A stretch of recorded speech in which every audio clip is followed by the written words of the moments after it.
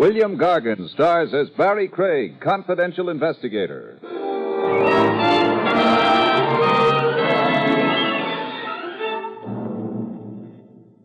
It's okay to cut a competitor down a few notches, but never cut him 6 feet lower than the soles of his feet. That's no longer fair competition, folks. That's murder.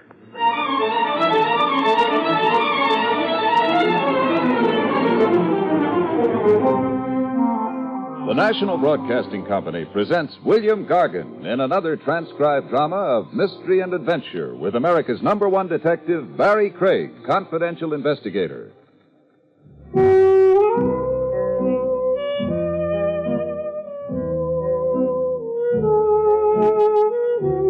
Barry Craig speaking. One way of landing a client is to fish him out of the river, which is exactly how I commenced my confidential file in a character named Richie Stimson.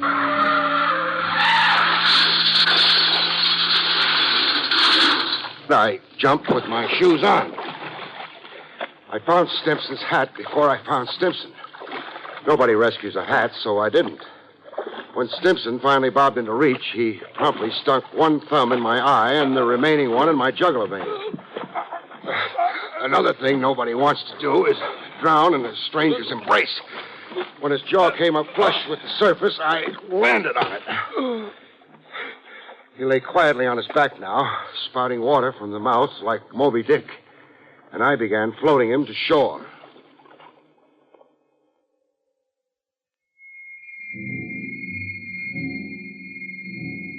On shore, the closest shelter we could find was a junk dealer's basement store. I stuck Moby Dick right up against the stove so he could dry out.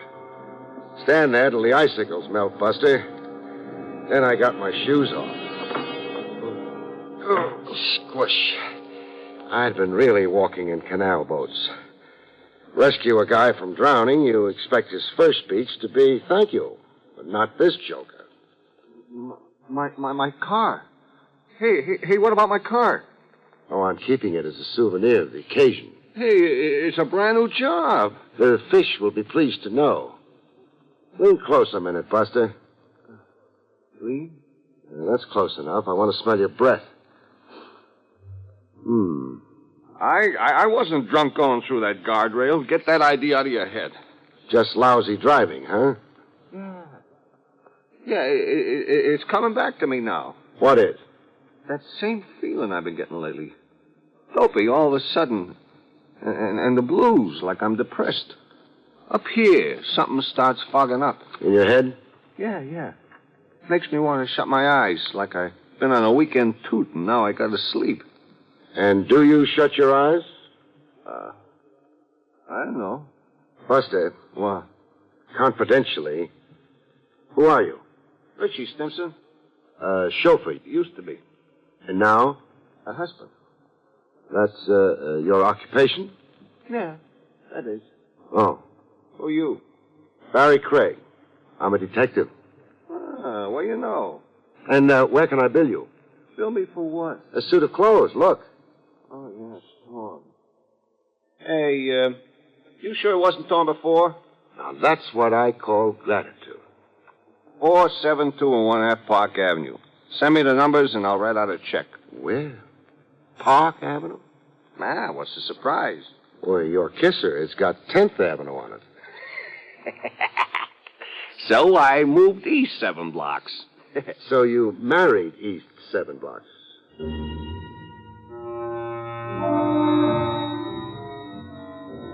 I mailed Stimson my bill for suit of clothes and a new pair of shoes. And surprise of surprises, I got a prompt reply in the return mail. Addressee's name on it, Stimson, with the Park Avenue address.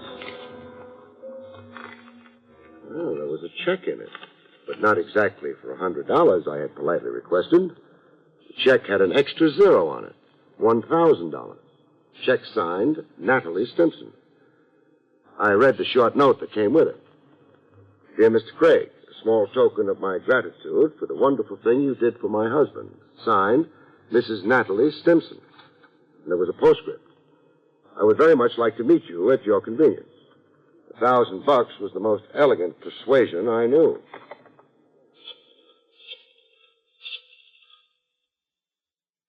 Information? I'd like the phone number of a golden angel. Her name? Oh. This is Natalie Stimson, 472 and a half Park Avenue.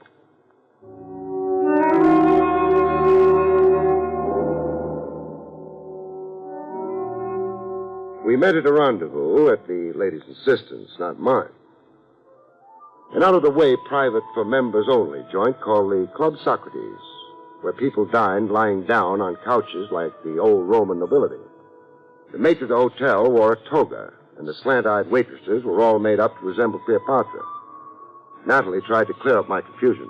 It's a revival of old Roman dining habits, Barry. It's the newest fad. Imagine. It restores eating to what it should be. And what's that? Why, life's most gratifying experience. A sheerly exotic... Enough said. So, kick your shoes off, lie back on the couch, and luxuriate. Really enjoy it, Barry. So tell me, Tell you? why we're wallowing here.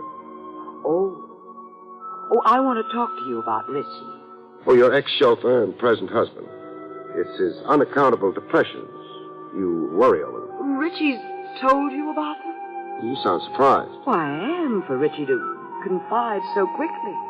Well, I'm a guy people right away confide in.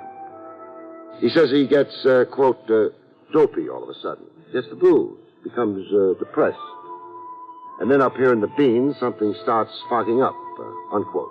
His reflexes go awry. He loses sense and coordination. I've seen it happen time and again. Well, give me an example. What? Well, in entering my dad's brokerage office some weeks ago, Richie burst through the door but continued going across the room. He didn't stop at Dad's desk.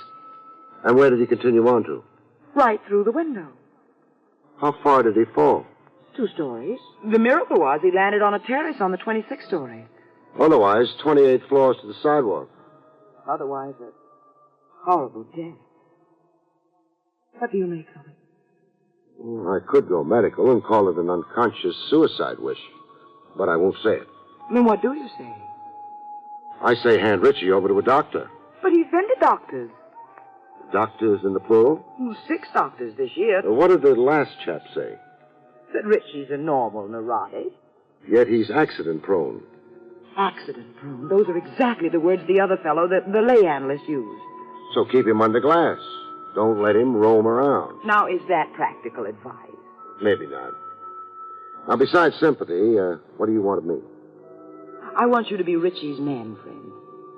Come again? You see, I've got my own theory about Richie. That being? That he's a cat in a strange alley. He needs someone around he can feel at home with, someone who talks his language. Same being a slob like me, huh? I'll pay $1,000 a week. For me to chum around with Richie? Room with him, play gin rummy with him, go off to burlesque shows, all the things Richie used to enjoy doing. And for how long am I Damon to his Pythias? 1 month. 1 month for $4,000. Sold. And you'll do it? For $4,000, I'd swim underwater to Siam.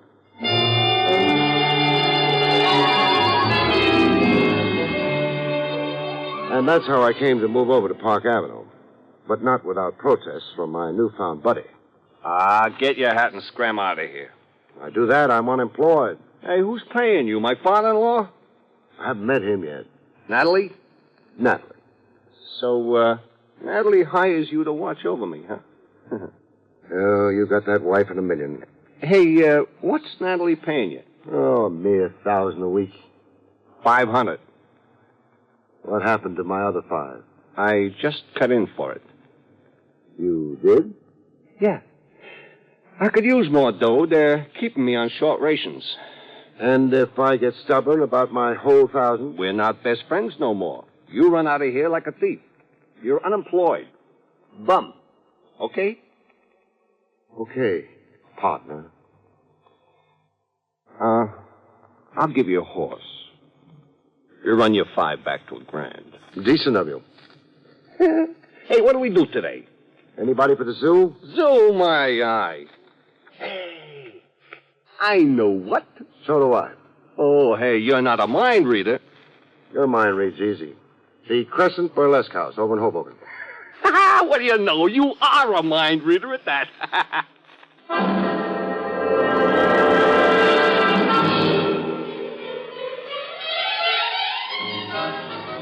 That was the chauffeur turned blue blood in one of his optimistic moods.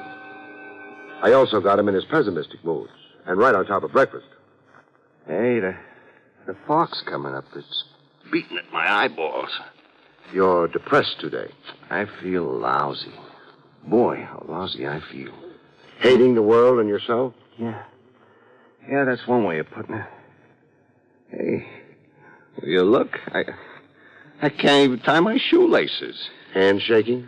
Yeah, like that head mom over at the Crescent last night. The reflexes all shot, huh? Who knows about reflexes? Now, look, hold one arm out straight in front of you. Huh? Okay. Now what? Close your eyes. So they're closed. Now bring a finger back and touch the tip of your nose. Touch the... Oh! Trouble? I jabbed my finger in my eye. Couldn't find your own nose, huh? Hey, what does that mean? Your coordination's off. Way off? Way off. Hey, what does it to me, huh? Well, ask a doctor. Oh, I've been to doctors. I've been tapped with little hammers, x-rayed. I've been laying on couches and talking myself hoarse. Talking about what? Oh, anything that came in my head. Psychiatry, this was. About kid days, my old lady. The time Lefty Louie came at me with a butcher knife. Over abroad, this was. And, about Miss Curran. Miss Curran? Yeah, my teacher in 4B. I used to dream about her a lot. I figured to marry her when I grew up. So why didn't you? Well, at the time I was in 4B, she was 72. No, what I got in for doctors, I tried them. Hey, what we do today, huh? We'll stay indoors and play gin. Leave us not tempt your reflexes.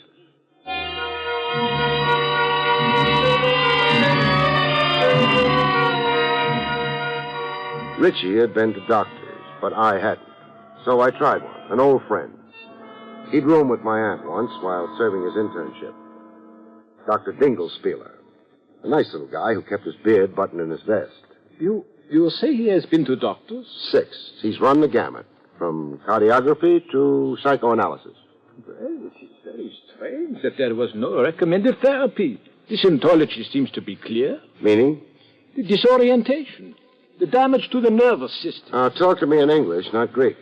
Either the man has a detectable nervous disorder or he is in a psychosis. As simple as that. I mean, medically speaking.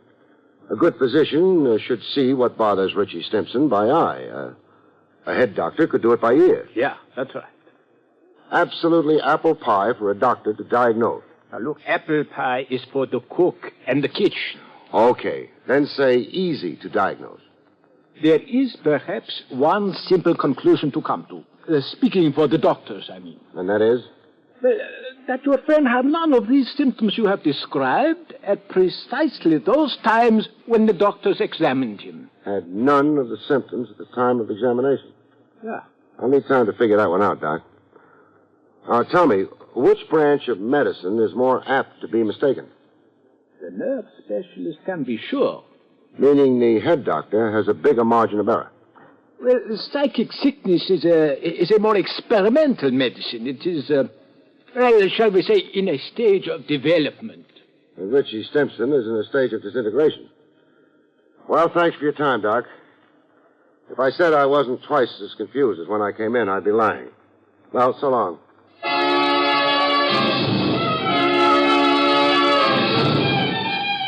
I trotted myself over to 10th Avenue for a peek into Richie Stimson's background.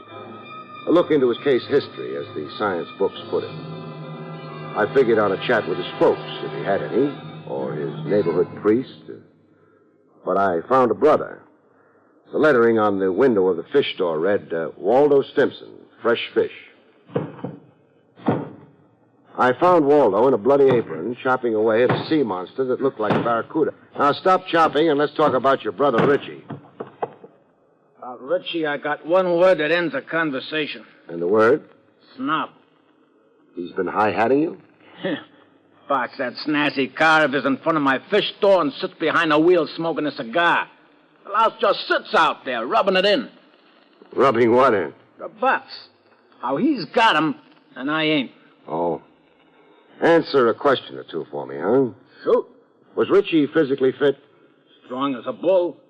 You should have seen how he broke Dopey Delahanty's jaw. Bang, one sock. Or was he subject to headaches and accidents? I don't get you. Did he ever fall over his own feet, or fall down the stairs, walk into a plate glass window? Richie? Not on your life, Bub. Came to moving around, he was 200%. Champ basketball player and ice hockey. Why, the pros were hustling him to sign a contract. Then generally well coordinated. Sharp eyesight and the rest of it? Sharp eyesight? You saw the chick he grabbed off for himself. Yeah, upper-class Natalie. Well, tell me, how do you figure he swung that? Well, they come to making out Richie was a conniver. There wasn't a day he didn't have a scheme going for himself. Shady or strictly legit? Both ways, depending. Any way Richie could better himself, why, that was it. Hey, look, you're taking up my time. I got fish to sell. You got a 3-pound Siberian herring? Siberian herring? What do you know? I'm fresh out of them.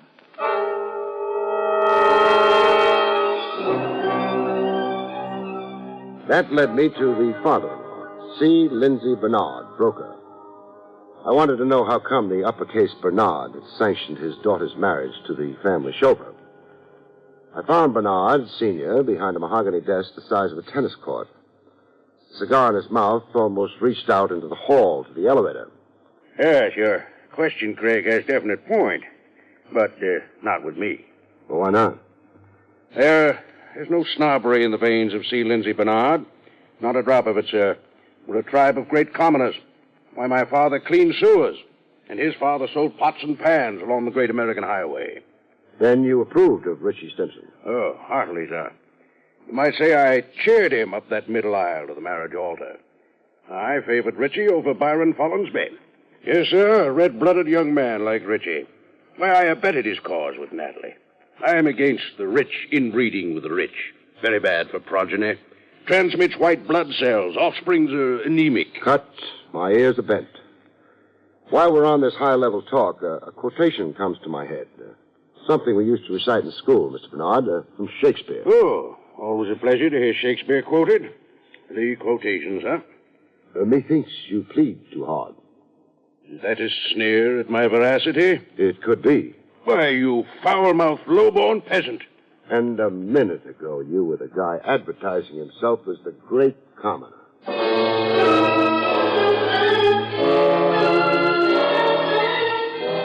From Bernard Sr.'s office, I drove back to Park Avenue to resume with Richie Stimson. We had big plans for the evening. A repeat of the night before the night before. The Crescent Burlesque over in Hoboken. At 472 and a half Park Avenue, I found Richie already downstairs on the street. On the sidewalk a few feet away from the big front door canopy. Top hat on him and tails as if he couldn't wait to get going to Hoboken. Only thing, he was the last guy I'd want to be seen out with. Not the condition he was in. Flat on his back with a seepage of blood dyeing his clothes red. A crowd of morbid gapers packed around him and an ambulance on its way to the scene. No, sir, no date. I couldn't see myself watching a girly show with a corpse.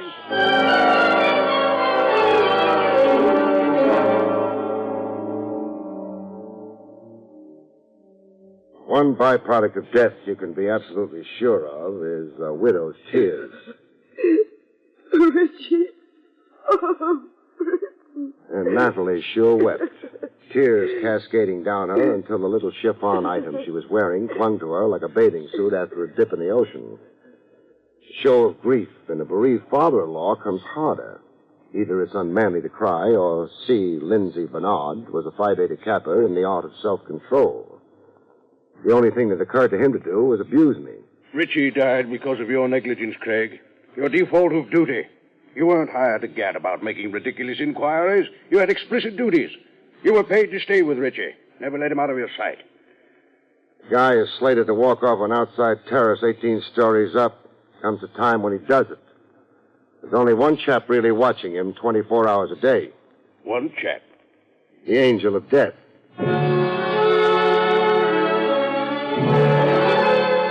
A brother of the deceased can usually muster a tear or two. Poor kid. Death softened you toward your brother Richie, huh? Yeah. Yeah, I ain't got no hard feelings now. Of course you set it like this here. Look at them drapes and that chandelier. Imagine walking out on it. Walking off a terrace into space 18 stories over the sidewalk. Yeah.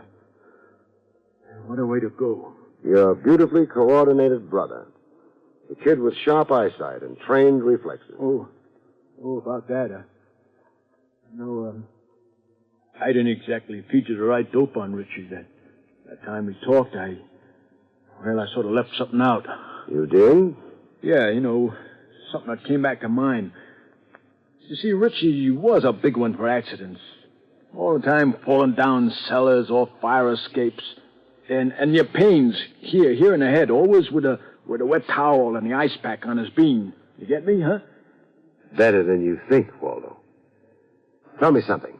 What? Who's paying you to lie to me, and how much are you getting? Well, suppose I am in the way of a few bucks. No harm to nobody. Why should I pass it up? Because your brother was set up to accidentally kill himself. Or be murdered. Murdered? Now, how could that be? Say a push off that terrace. But you don't know that. No, I don't. But pushed or fell. Either way, it's murder. But he'd been dopey all the time, tripping over his own feet. You yourself told me that. Yeah, dopey and so forth. And I've got an explanation for that. What? Drugs. Somebody's been feeding Richie drugs in his drink and in his food. Drugs that work havoc on his reflexes for a time, then dissipate into the bloodstream, so that he seems okay during medical examinations. Yeah, but who'd be feeding him drugs? Who offered you a bribe to suddenly remember that Richie was accident-prone? Two of them did. Natalie and her old man. I only got a piece of the truth from Natalie. I didn't marry Richie. He married me. What was the blackmail threat that got you to say yes? As my father's chauffeur, Got something on your father? Some business irregularity your father could be liable to prosecution for? That it? Okay. Clam up pending advice of counsel. I'm content to let the whole story wait on the autopsy. The autopsy? The one I'm ordering to be done immediately. To determine the nature of the drug that got Richie drowsy and dopey enough to walk off that terrace into cold space. This one hasn't had time yet to really dissipate into the bloodstream, beautiful. I will never hire you. People are all the time hiring me as a cover for their cute operations. I can be hired, baby, but not bought. Hired, but not bought. I'm sure you understand the difference. You've been to college.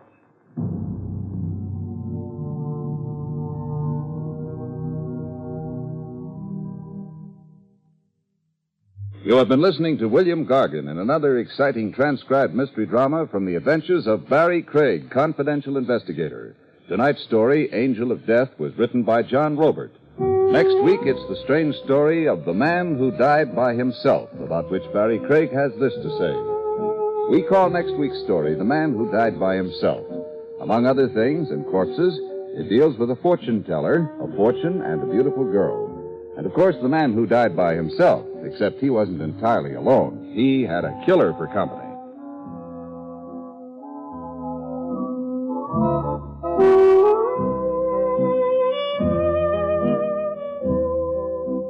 The National Broadcasting Company has just brought you an NBC Radio Network production with William Gargan starring as Barry Craig, confidential investigator. Directed by Arthur Jacobson. Cast included Paul Duboff, Betty Lou Gerson, Jack Carroll, and Jack Moyles. This is John Lang speaking. Join Groucho Marx for You Bet Your Life tonight on the NBC Radio Network.